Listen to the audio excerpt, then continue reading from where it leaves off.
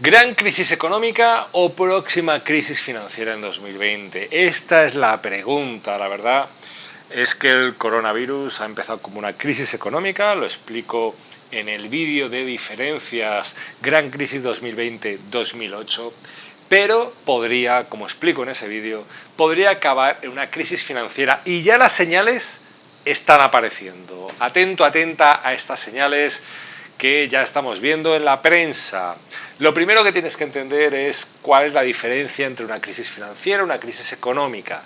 La crisis económica, que es la crisis derivada por el problema del coronavirus, implica que las empresas no pueden producir, por lo tanto las familias no pueden comprar, pero tampoco a las familias se las deja, digamos, libertad para consumir. Por lo tanto, ahí lo que es la economía en cuanto al consumo, la inversión, el gasto, exportaciones, importaciones, todo esto queda parado porque lógicamente el único movimiento internacional es temas sanitarios y ya digo, al final nos dejan ir al supermercado, al estanco y poco más. Por lo tanto, muchas empresas están paradas.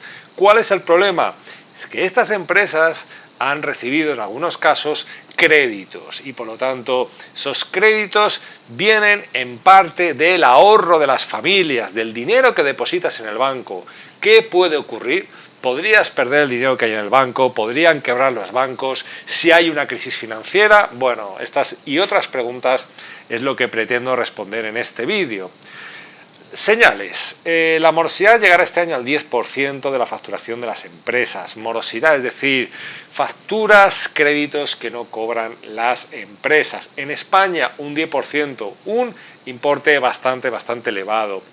En 2019 ya las grandes empresas estaban retrasando pagos. Ahora, con la crisis del coronavirus, son las pequeñas las que van a retrasar pagos. ¿Problema? Que provocará una crisis financiera. Si yo no cobro de mis clientes, no pago a mis trabajadores. Si esas ventas que he realizado no las cobro, tendré que pedir créditos y cuando no pueda pedir más créditos o no pueda devolverlos, crack, quiebra, así de sencillo.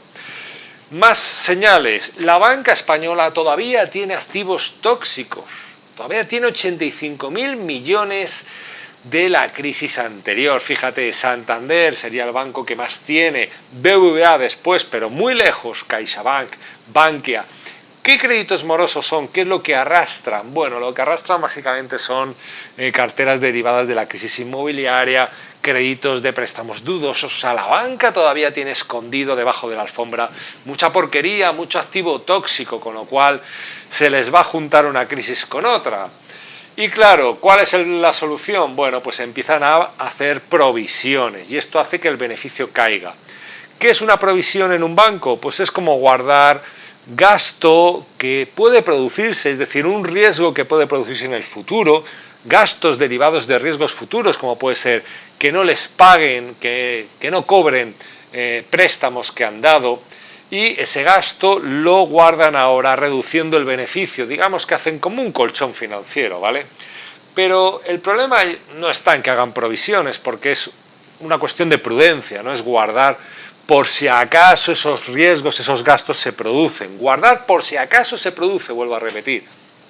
Pero el problema está en que el Euribor y muchos préstamos, sobre todo hipotecas, se han dado con un Euribor y un diferencial muy elevado, porque ese es el problema. El problema no es que el Euribor empiece a subir, sino que el problema está qué diferencial, es decir, ¿cuánto se le suma de tipo de interés a ese Euribor? Ahí es donde está la pregunta, porque claro, si empiezan a subir los tipos de interés, en este caso el Euribor, que es el índice de referencia, aunque el Banco Central Europeo no suba los tipos de interés, puede ser que el Euribor empiece a subir ligeramente, pero dependerá de las condiciones que tengan esos préstamos, esas hipotecas, para, digamos, ver hasta dónde sube la cuota. Y claro, si la cuota es muy elevada, ya sabemos lo que va a pasar, ¿no?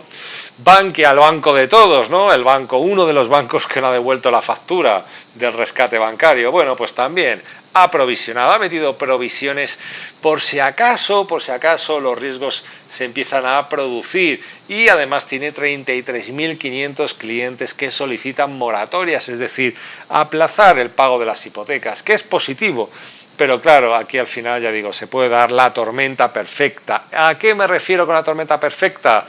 Me refiero al sector de las aerolíneas. Las aerolíneas, sin duda, es uno de los sectores más castigados por la crisis del coronavirus.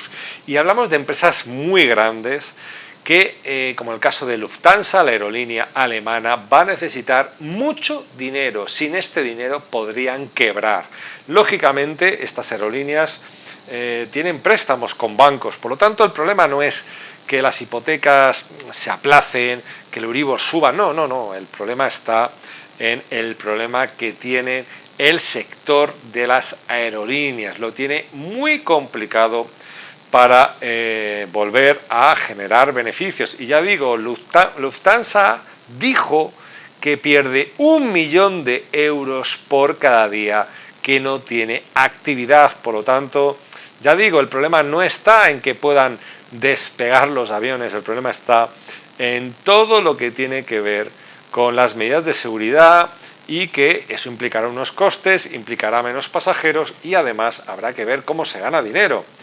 Bueno, ya digo, Ryanair, por ejemplo, está poniendo trabas, por lo menos Ryanair no está pidiendo ayudas por ahora, pero ya digo, hay muchas empresas, grandes aerolíneas que están pidiendo ayudas. Iberia y Vueling, que están dentro de IAG, estas ya han pedido 1.010 millones a el ICO, ya ha pedido dinero al ICO, esos préstamos que en parte iban, o en buena parte iban para pymes y autónomos. Pues bueno, también las grandes empresas intentan, digamos, obtener financiación a través del ICO y en este caso 1.010 millones para, digamos, parar o amortiguar el impacto del ICO. Del coronavirus. Las aerolíneas podrían perder 300.000 millones de dólares, según IATA. Imagínate qué situación. Alitalia será nacionalizada y, ya digo, en el caso de Lufthansa podemos hablar de que el gobierno alemán se quede en torno a un 25%.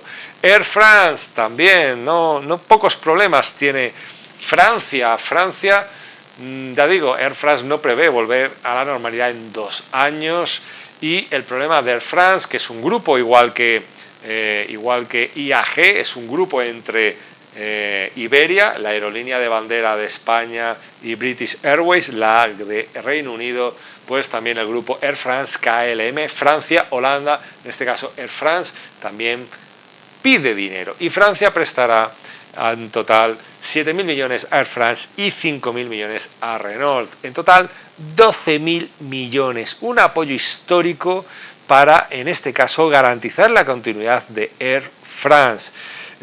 Por un lado, bueno, pues parte será 4.000 millones de estos 7.000, un préstamo a través de un sindicato bancario, pero que está garantizado por el Estado, y sin embargo otros 3.000 millones será un préstamo estatal. Imagínate, los 5.000 millones de Renault también de forma de préstamo garantizado, y en este caso, pues bueno, el Estado francés controla el 15% de ambas compañías. Imagínate, ¿no? De Renault estamos hablando de que hay 1 millón de empleos en Francia y sin embargo perdió 5.000 millones de efectivo en el primer trimestre. 5.000 millones de efectivo en el primer trimestre. Y eso que la crisis del coronavirus no estuvo durante todo el trimestre. Y ya digo, imagínate.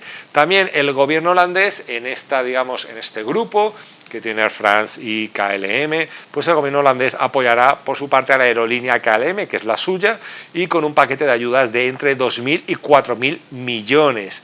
Aunque, pues bueno, habrá que ver, pues bueno, cuáles son las condiciones, pero ya digo que no está claro cómo se dará esta ayuda financiera, pero está claro que normalmente se hará a través de garantías o a través de préstamos, que es la solución al final, o dar aval para que puedan buscar deuda, o obtener préstamos, o obtener deuda directamente. Norwegian, aerolínea noruega, tampoco está bien, pero esta aerolínea tampoco estaba bien antes. ¿Qué pasa? Que con el coronavirus todo se ha precipitado. Norwegian dice que el 85% de la deuda que se convierta en acciones, es decir, que los deudores pasen a ser accionistas. Bueno, veremos a ver qué le dicen a Norwegian.